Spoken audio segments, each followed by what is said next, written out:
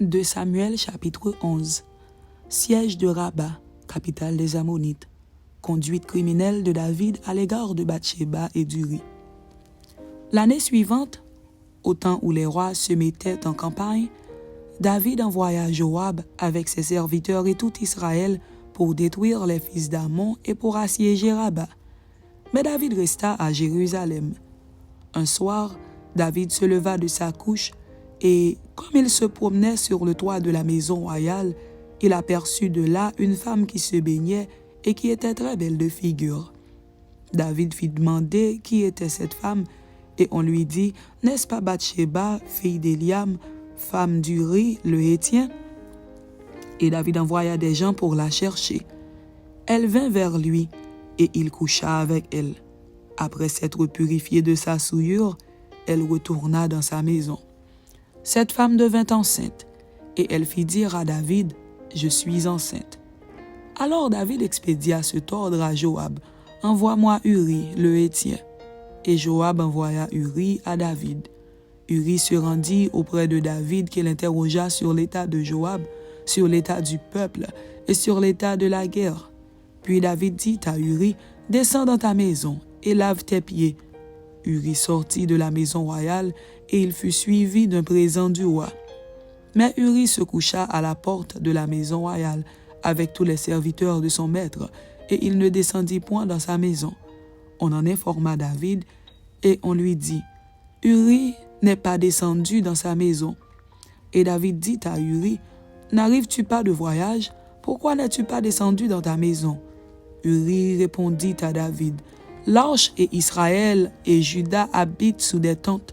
Mon seigneur Joab et les serviteurs de mon seigneur campent en rase campagne, et moi j'entrerai dans ma maison pour manger et pour boire et pour coucher avec ma femme.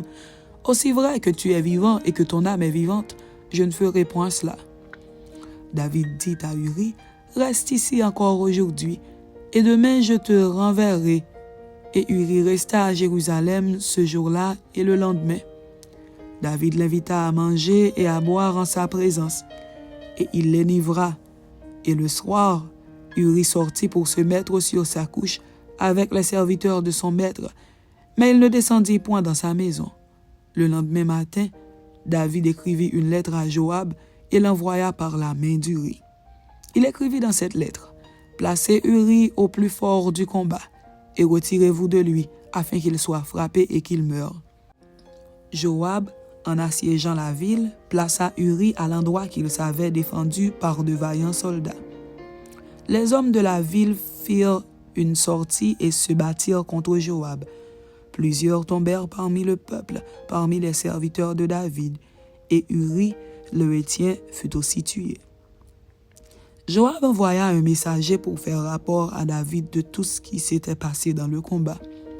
Il donna cet ordre au messager, « Quand tu auras achevé de raconter au roi tous les détails du combat, peut-être se mettra-t-il en fureur et te dira-t-il, « Pourquoi vous êtes-vous approchés de la ville pour combattre? Ne savez-vous pas qu'on lance des traits du haut de la muraille? Qui a tué Abimelech, fils de Jérubéchet? N'est-ce pas une femme qui lança sur lui du haut de la muraille un morceau de meule de moulin, et n'en est-il pas mort à Thébet? Pourquoi vous êtes-vous approchés de la muraille? Alors tu diras, ton serviteur Uri, le Hétien, est mort aussi. » Le messager partit et, à son arrivée, il fit rapport à David de tout ce que Joab lui avait ordonné. Le messager dit à David, « Ces gens ont eu sur nous l'avantage. Ils avaient fait une sortie contre nous dans les champs et nous les avons repoussés jusqu'à l'entrée de la porte. Les archers ont tiré du haut de la muraille sur tes serviteurs, et plusieurs des serviteurs du roi ont été tués, et ton serviteur Uri, le Hétien, est mort aussi. » David dit au messager, « Voici ce que tu diras à Joab. Ne sois point peiné de cette affaire, car l'épée dévore tantôt l'un, tantôt l'autre. Attaque vigoureusement la ville et renverse-la. Et toi, encourage-le. » La femme d'Uri apprit que son mari était mort, et elle pleura son mari. Quand le deuil fut passé, David l'envoya chercher et la recueillit dans sa maison. Elle devint sa femme et lui enfanta un fils. Ce que David avait fait déplut à l'Éternel.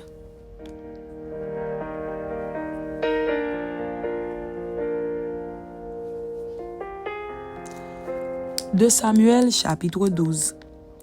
La brebis du pauvre et le repentir de David. L'Éternel envoya Nathan vers David, et Nathan vint à lui et lui dit, « Il y avait dans une ville 2 hommes, l'un riche et l'autre pauvre. Le riche avait des brebis et des bœufs en très grande quantité. Le pauvre n'avait rien du tout qu'une petite brebis qu'il avait achetée. Il la nourrissait et elle grandissait chez lui avec ses enfants. Elle mangeait de son pain, buvait dans sa coupe, dormait sur son sein et il la regardait comme sa fille. Un voyageur arriva chez l'homme riche et le riche n'a pas voulu toucher à ses brebis ou à ses bœufs pour préparer un repas au voyageur qui était venu chez lui. Il a pris la brebis du pauvre et l'a apprêtée pour l'homme qui était venu chez lui. La colère de David s'enflamma violemment contre cet homme, et il dit à Nathan, « L'Éternel est vivant. L'homme qui a fait cela mérite la mort, et il rendra 4 brebis pour avoir commis cette action et pour avoir été sans pitié. » Et Nathan dit à David, « Tu es cet homme-là. Ainsi parle l'Éternel, le Dieu d'Israël. Je t'ai oint pour roi sur Israël, et je t'ai délivré de la main de Saül. Je t'ai mis en possession de la maison de ton maître, j'ai placé dans ton sein les femmes de ton maître, et je t'ai donné la maison d'Israël et de Juda. Et si cela eût été peu, j'y aurais encore ajouté. Pourquoi donc as-tu méprisé la parole de l'Éternel en faisant ce qui est mal à ses yeux? Tu as frappé de l'épée Uri, le Héthien, tu as pris sa femme pour en faire ta femme, et lui, tu l'as tué par l'épée des fils d'Ammon. Maintenant, l'épée ne s'éloignera jamais de ta maison, parce que tu m'as méprisé et parce que tu as pris la femme d'Uri, le Héthien, pour en faire ta femme. Ainsi parle l'Éternel. Voici, je vais faire sortir de ta maison le malheur contre toi. Je vais prendre sous tes yeux tes propres femmes pour les donner à un autre, qui couchera avec elles à la vue de ce soleil.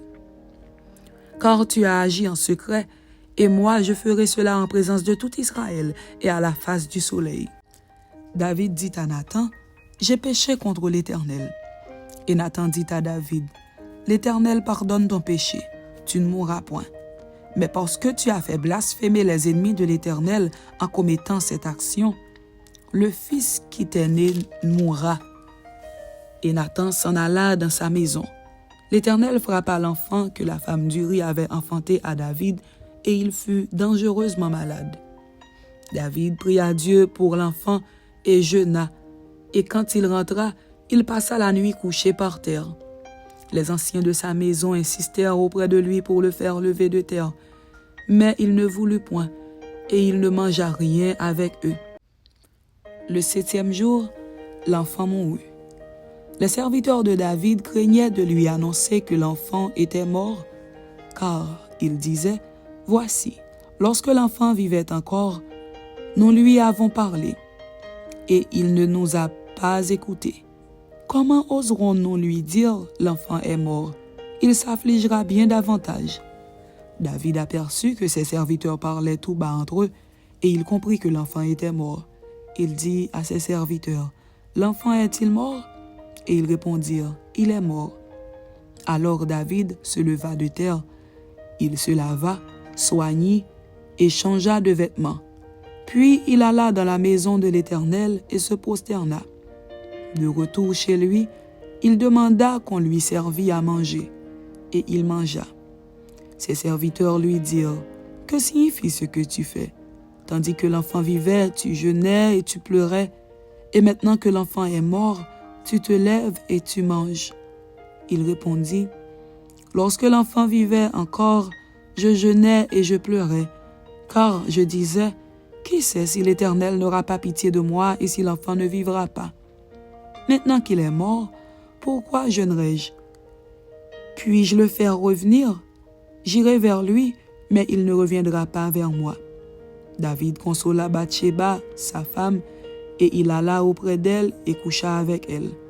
Elle enfanta un fils qu'il appela Salomon et qui fut aimé de l'Éternel. Il le remit entre les mains de Nathan le prophète, et Nathan lui donna le nom de Jédidja à cause de l'Éternel. Prise de Rabba. Joab, qui assiégeait Rabba des fils d'Ammon, s'empara de la ville royale et envoya des messagers à David pour lui dire « J'ai attaqué Rabba et je me suis déjà emparé de la ville des eaux. Rassemble maintenant le reste du peuple, campe contre la ville et prends-la, de peur que je ne la prenne moi-même et que la gloire ne m'en soit attribuée. » David rassembla tout le peuple et marcha sur Rabba. Il l'attaqua et s'en rendit maître. Il enleva la couronne de dessus la tête de son roi. Elle pesait 1 talent d'or et était garnie de pierres précieuses. On la remit sur la tête de David, qui emporta de la ville un très grand butin. Il fit sortir les habitants et il les plaça sous des scies, des herses de fer et des haches de fer, et les fit passer par des fours à briques. Il traita de même toutes les villes des fils d'Ammon. David retourna à Jérusalem avec tout le peuple. Amen. C'était 2 Samuel chapitre 11 et 2 Samuel chapitre 12. Que Dieu vous bénisse. Amen.